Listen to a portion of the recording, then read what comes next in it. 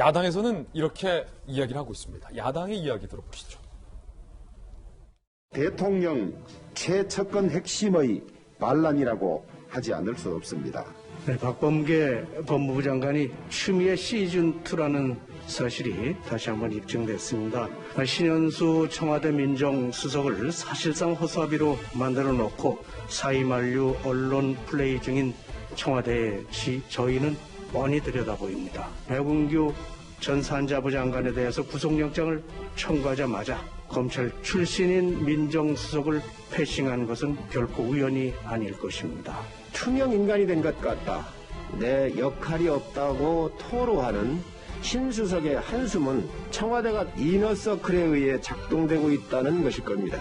실력을 겸비한 인재들이 문재인 정권에선 역적이 되는 현실입니다. 실력을 겸비한 인재들이 문재인 정부에서는 역적이 되는 상황이다라고 야당은 비판을 하고 나섰습니다. 이 같은 야당의 비판이 불러오게 된 근본 역할을 한 인물로 거론된 박범계 법무부 장관은 본인이 연루된 이번 사태에 대해서 어떻게 얘기했을까요? 박 장관의 이야기 직접 들어보시죠. 참으로 제 마음이 아픕니다.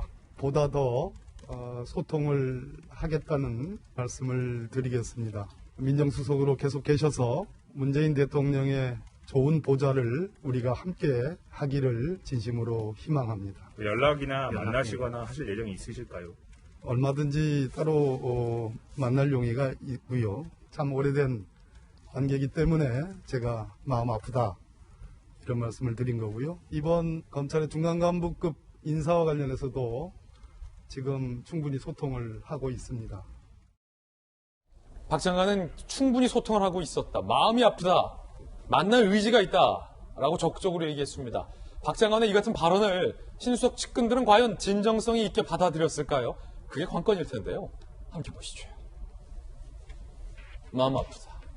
신수석 주변 인사들은 사퇴 의지가 강하다는 걸 알면서 뒤늦게 만나겠다라는 걸 언급한 건 박 장관 특유의 보여주기식 제스처다. 쇼잉이다. 라는 반응을 중앙일보 기자들에게 보이고 있는데, 자, 김영주 의원께서 보시기에 결과적으로 박범계 장관이 신수석을 패싱해놓고 이제 와서 마음 아프다 라는 것에 신수석 주변 측근들은 박 장관의 조금 전 반응에 대해서 진정성이 없어 보인다라고 중앙일보 기자와 인터뷰를 한 건데, 김영주 의원께서 보시기에는 박 장관의 조금 전 이 마음이 아프다라는 거에 대해서 어떻게 평가하십니까? 이제 깊이 들어가 보면 이것은 어떤 개인적인 패싱의 문제가 아니라 어쨌든 정책적, 전략적 판단의 차이일 수 있거든요. 그렇죠. 만약 이 내용을 구성해 보면 더 솔직하게 얘기하면 이성윤을 말하자면 인사이동을 시켜서 그 자리를 유지하느냐 마느냐에 대한 판단의 차이일 수가 있는데, 그 논의를 깊이 있게 하지 못했다는 이유가 마음 아플 수가 있는 것이고요. 또 다른 한편으로는 실제적으로 우연한 것이지만 윤석열 총장에게 집중하다 보니까 이광철 비서관하고만 소통하게 됐고, 그것이 민정수석실 전체 의견이라고 생각해서 대통령의 재가를 사실은 민정수석으로 하여금 시켜야 되는데, 본인이 성급한 마음에 말하자면 그 민정수석을 패싱하게 된 것은 마음 아픈 일이다. 그렇게 생각이 들고요. 또 하나는 결과적으로 저 두 사람은 만나야죠의 단계가 아니라 일상적인 소통하는 어떤 보좌진의 역할이어야 되거든요. 근데 서로 간에 눈치 보면서 만날 거냐 말 거냐, 이거는 적절하지 않은 얘기다. 그렇게 보여집니다. 그렇군요. 박 장관의 이 같은 발언, 일말의 진정성이 있어 보인다라는 평가.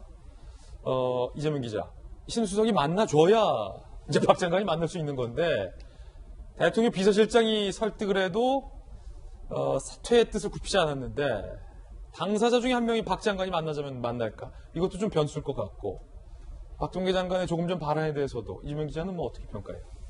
글쎄요, 더 소통하겠다라고 표현했는데, 만약에 박범계 장관이 밀어붙인 인사에 대해서, 검찰 고위 인사에 대해서 반발이 있을 것을 몰랐다거나, 혹은 그것이 전혀 문제되지 않을 거라고 믿었다면, 그렇게 믿었다면 더 소통하겠다는 표현이 맞는 거겠죠. 내가 소통을 좀 못했구나라고 하는 게. 근데 하지만 누가 보더라도 윤석열 총장도 굉장히 반대를 했었고, 또 공식적으로 윤석열 총장도 어쨌든 간에 이성윤 중앙지검장 등의 유임을 요청했다라고 알려져 있는 상황이었고 또 신현수 민정수석도 그것을 조율하는 과정 속에 있었다라고 청와대가 브리핑까지 했었고 그런 상황에서 당연히 그 반발을 알면서 밀어붙이고 나서 더 소통해야겠다라고 표현하는 건 어떻게 보면 좀 뒤늦은 좀 변명성 좀 얘기를 하고 이렇게 느낄 수 있겠죠. 결국은 더 소통하겠다의 진정성은 결국 이제 지금 조금 전에 박범계 장관도 얘기를 했지만 검찰의 중간 간부 인사 곧 예정돼 있죠. 차장, 부장 인사 곧 예정돼 있는데 거기에서 얼마나 윤석열 총장의 의견이 반영됐느냐에 따라서 더 소통하겠다의 진정성이 확인되겠죠. 결국 신현수 민정수석도 결국 윤석열 총장의 의견을 많이 반영시켜서 검찰 인사의 정상화를 하고자 했던 그렇게 노력했던 걸로 보이기 때문에 결국 거기서 진정성이 확인될 테고 글쎄요, 전 이 사태가 조금 전에 이제 문재인 당시 이제 민주당 지도부 대표도 당시 이제 2015년도 김영환 민정수석이 당시만 하더라도 정윤회 문건 관련해서 그러니까 정윤회 비서 실세가 있었느냐 이런 문건 관련해서 뭐 유출자를 회유했다 이런 의혹이 있으니까 국회 운영위에서 김영환 민정수석을 출석해라 이렇게 요구를 했었죠. 거기에 대해서 김기춘 실장이 약속을 했는데 김영환 비서실장만 민정수석만 하더라도 지금까지 수사 중인 사건에 대해서 민정수석이 나가서 답변한 적이 없다. 이제 그런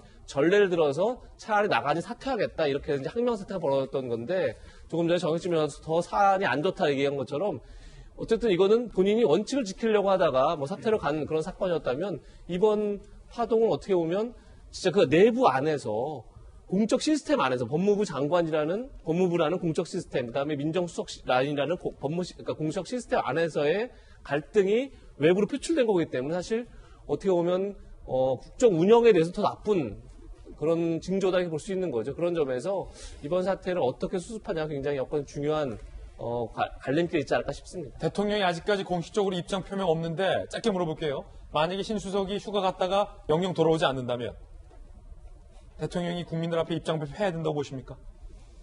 입장 발표를 해야겠죠. 근데 뭐 공개적으로 공식적으로 뭐 기자회견 형태로 할지 아니면 뭐 또 수석 비서관회의 같은 걸 통해서 할지는 알 수 없지만 어쨌든 간에 본인의 참모 조직 두 조직이 결국은 힘겨루기 속에서 갈등이 유발된 거기 때문에 거기에 대해서 이게 아까 말씀드린 것처럼 이거는 단순히 두 사람의 갈등이 아니라 문재인 대통령의 리더십의 문제, 국정 장악력의 문제이기 때문에 본인이 어떤 식으로 해명이 해야 된다는 생각이 듭니다. 지난번엔 법무부 장관과 검찰총장 간의 갈등, 이번엔 민정수석과 법무부 장관 간의 갈등과 관련해서 자, 물론 신수석이 돌아오지 않는다면 이라는 가정이겠죠.